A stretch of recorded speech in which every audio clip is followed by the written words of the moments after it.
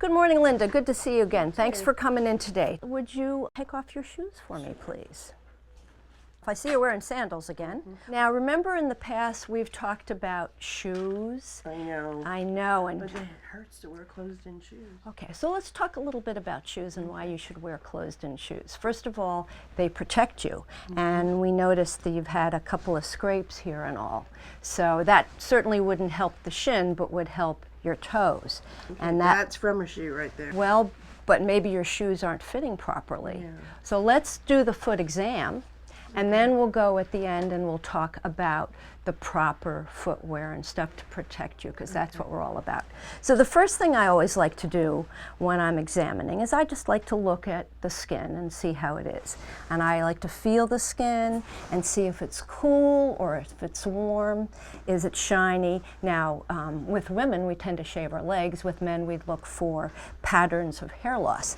Then I like to feel your pulses, and we have two pulses. We have one on the top of the foot called the dorsalis pedis. I won't make you remember that. And then one behind the tibia called the posterior tibialis.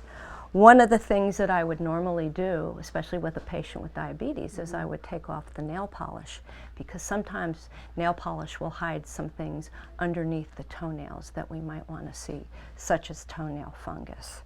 We're also looking, do you have any hair on your toes, which is a good sign of circulation. And you do have one little tiny hair there, so we know you have some circulation. And when I feel your pulses, I can feel there's actually a pulse in the top of the foot. But a fainter pulse in the back of the foot. Now let me look at this leg. The other thing that we think about with diabetes is you can see with an abrasion here, because of reduced circulation that's part of diabetes, these things tend to heal a little more slowly. So we have to be very careful about any kind of a cut. So continuing down, what I always like to do when I examine your foot is I like to go from the toes to the heel and look at the whole foot. And it's really important, especially when you do your own foot exam, is to peek between the toes. Because sometimes in between the toes we can get some skin softening, some lacerations, maybe a little fungal infection. We notice over here that you have a little bit of an ulcer or an abrasion. We have to keep real close eye on that, because that can lead to something worse like we had on your heel. And then I have to look at the bottom of your foot. Now you can see on the bottom of your foot you've got this callus here that's pretty thick. And that's always a concern for that leading to ulcers. So we want to be real careful. Now let's look at the other foot. That's the one that had the problem. That's the one where we had the big ulcer here last time I saw you.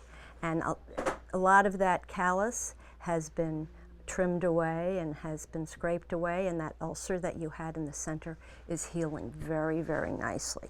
We can work a little bit more on the dryness of the heel as well. So after I've inspected and I've looked at the pulses, I also like to look at all the bones in the joints, so the musculoskeletal exam.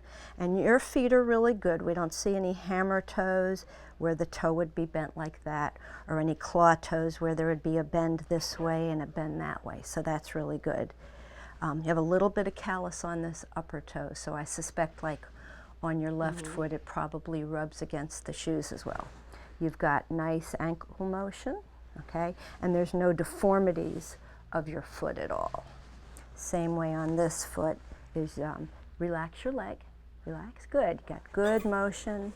We look to make sure there's no deformities in your heel or your midfoot or your forefoot, looking to make sure that you have a good arch there. The next thing I want to do is do a couple of tests that check and see how well your nerves are doing. And the first test I'm going to do is with a monofilament. Now you see, this is it's like fishing line. It's flexible fishing line. Give me your hand. I want you to feel it. See, doesn't hurt at all. And I'm going to test you on several places on your foot, okay? And I'm going to touch your foot and let go and touch it again.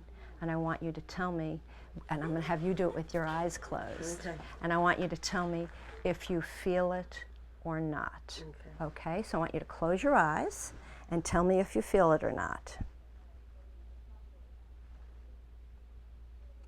I feel it. Okay. Okay. Okay, let's do the other foot now. All right, relax. Feel that.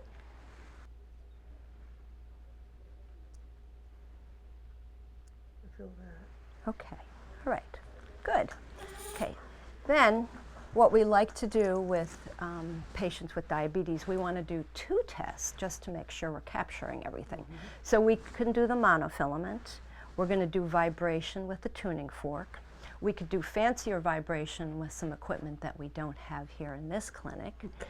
We could also have you get up and kneel and have me check your ankle reflexes. I tend not to do that because that's a bit of a precarious position and sometimes uncomfortable. Yeah. So we're going to do this vibration test. And what I'm going to do is I'm going to strike the hammer. Can you hear it? And can you hear it now? Okay, once you stop hearing it, I'm going to put it on your foot and you should feel the vibration. Okay, so like I'm going to do it on your hand. So you can hear it, right? Now tell me when you stop hearing it. Now can you feel it on your hand? Then you're going to tell me when you stop feeling it on your foot. Okay, so I'm going to do it on your foot again with your eyes closed. Okay, so tell me, I'm going to hear it. Tell me when you stop hearing it. Okay. Tell me when you stop feeling it. I don't feel it. Did you not feel it at I all? don't feel it at all. Okay, let's try that again. Do you hear this? Do you hear it now? All right, here. Don't feel it at all. I can feel you touching me, but I don't feel it. Okay, good. Now we're going to try it on the other side. Hear it? Now tell me if you feel it. Yeah, I can feel that. You can feel that. Tell me when it stops. Okay, it stopped. It stopped now. Okay, let's try it on another place. I don't hear it. Okay? Feel it? Tell me when it stops. It stopped. Okay. Okay, so we've checked vibration. We've checked sensation.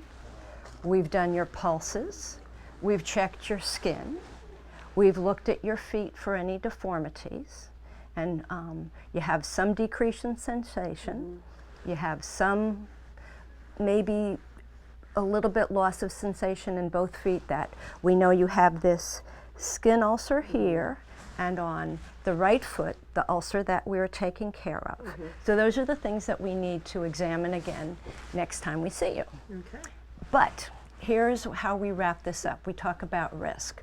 So anytime a patient has one of the things that we tested for positive or abnormal, we don't want to just see you back once a year. We want to see you every 2 to 3 months. So in your case, because you have had an ulcer, because you do have some loss of what we call loss of protective sensation, we're going to want to see you more frequently. Okay. Now, I know we've talked about shoes and why you don't like to wear them and why they cause problems for you, but I'm going to pick up your shoe and tell you what's good and bad about this and what's good and bad about other shoes. So this is an open toe sandal. It's very nice looking, but it doesn't give the outside of your feet any protection. It's got a little bit of cushioning on it, which for any shoe that's non-prescription, we want a thicker cushioned sole. But it doesn't protect you at all. So when we're looking at shoes, we're looking at the patterns that the shoes, how they're worn, and these are not worn, but again, they're not very protective. We look at the inside and the outside. We always want you to wear shoes with socks, acrylic combo socks that wick the moisture away so you don't develop blisters, okay? The socks should be white, preferably. I know not so fashion, but white, so if you get a sore or an ulcer and there's any drainage or blood, it shows up very easily on the sock. We would like the socks not to have any seams on them because those are possible sources of friction that can cause you blisters and ulcers. So that's my recommendation to you. That's every day, shoes and socks at all times. But there's some other portions of self-care that we need you to do. You want to wash and thoroughly dry your feet every day. You can put some lotion on the feet, a thin coat of lotion, which helps with the dryness, but never put lotion between your toes because that can cause some skin problems. We need you to do a daily exam on your very own feet, just like I did. You need to look at the skin, you need to peek between your toes, check for any worsening of sores, check for any cracks or blisters. Look at the bottom of your foot, so you might need to use a mirror if you're not as flexible as you would like to be. And it would be nice for you to do the exam about the same time every day. By doing the exam every day and about the same time every day, you will catch any kind of problems sooner rather than later, so you can bring them to my attention. Okay? So we'll make an appointment for you to come back in about 3 months. Okay. And in between, if there are any problems, you come back and see me. Okay? All righty. Thanks for coming in.